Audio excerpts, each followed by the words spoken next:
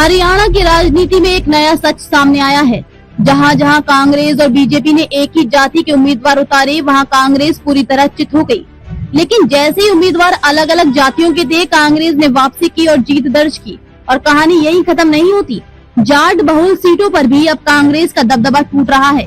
14 सीटों पर जाट बनाम जाट मुकाबला हुआ और यहाँ भी बीजेपी ने 6 सीटों पर कांग्रेस को धूल चटा दी।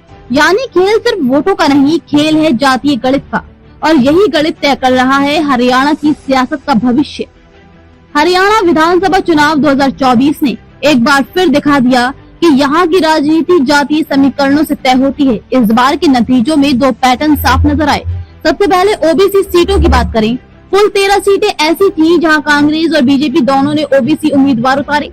इनमें से 10 सीटों पर दोनों दलों के प्रत्याशी एक ही जाति के थे और नतीजा ये हुआ कि बीजेपी ने सभी 10 सीटें जीत ली।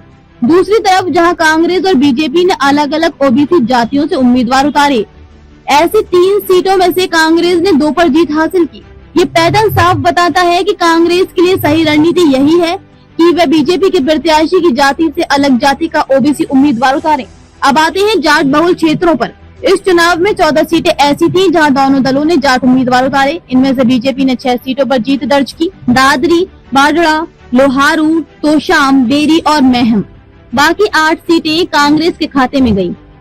इसका मतलब ये हुआ कि जाट बहुल इलाकों में भी बीजेपी ने कांग्रेस के पारंपरिक गढ़ में सेंध लगानी शुरू कर दी है।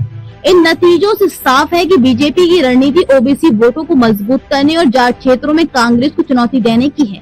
वहीं कांग्रेस के सामने बड़ा सबक ये है कि वह उम्मीदवार चयन में जातीय विविधता लाकर ही अपनी स्थिति मजबूत कर सकती है। हरियाणा की सियासत का अगला दौर इसी नए गणित पर तय होगा। हरियाणा 2024 के नतीजों ने जातीय राजनीति की पूरी तस्वीर बदल कर रख दी है।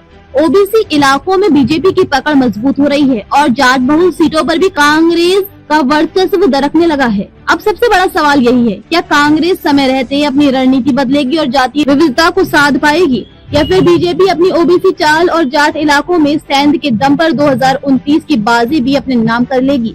हरियाणा की राजनीति में आने वाले सालों का भविष्य इन्हीं सवालों के जवाब पर टिका है।